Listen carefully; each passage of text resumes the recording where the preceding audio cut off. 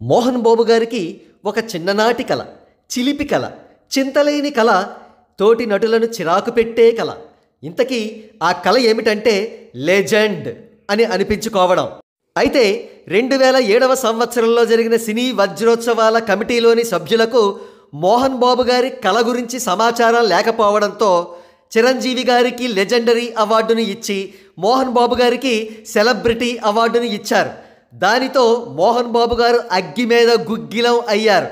ఆయన తన స్పీచ్లో మాట్లాడుతూ, నేను రాజ్యసభకు వెళ్ళాను, అది కాదా లెజెండరీ. నేను 47 సినిమాలు తీశాను, అది కాదా లెజెండరీ. 550 సినిమాల్లో నటించాను, అది కాదా లెజెండరీ.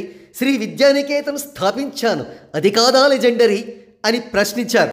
అయితే చిరంజీవి గారంటే నిరంతరం అసూయతో కుళ్ళిపోయే మోహన్ బాబు గారు కావాలనే పెంట పెట్టారనే విషయాన్ని గ్రహించిన మెగాస్టార్ చిరంజీవి గారు మోహన్ బాబుపై విపరీతంగా చిరాకు పడి తనకు వచ్చిన లెజెండరీ అవార్డును టైం క్యాప్సూల్లో వేశారు.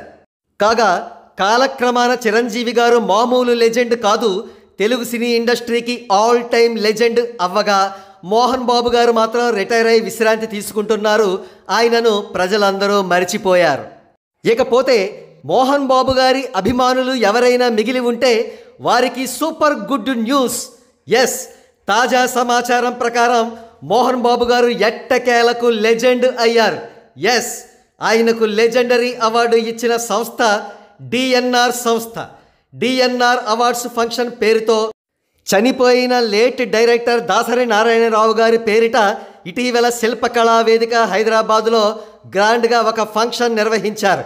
ఆ అవార్డ్స్ ఫంక్షన్లో మోహన్ బాబు గారికి నటుడిగా లెజెండ్ అవార్డు, అల్లు అరవింద్ గారికి ప్రొడ్యూసర్గా లెజెండ్ అవార్డు, ఇంకా కొంతమంది ఇతర టాలీవుడ్ ప్రముఖులకు లెజెండ్ పురస్కారాలను ప్రదానం చేశారు. కాగా ఇక్కడే ఒక ట్విస్ట్ ఉంది, అది మనం తప్పనిసరిగా చెప్పుకోవాలి.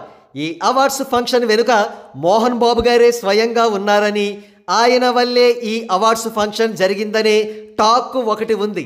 అంటే సింపుల్గా చెప్పాలంటే మోహన్ బాబు గారు తనకు తానే ఈ అవార్డ్స్ ఫంక్షన్ పేరుతో లెజెండ్ అవార్డు ఇచ్చుకున్నారన్నమాట. ఓకే, తనకు తానే ఈ రకంగా సాటిస్ఫై అయితే ఎవరు మాత్రం కాదనగలరు?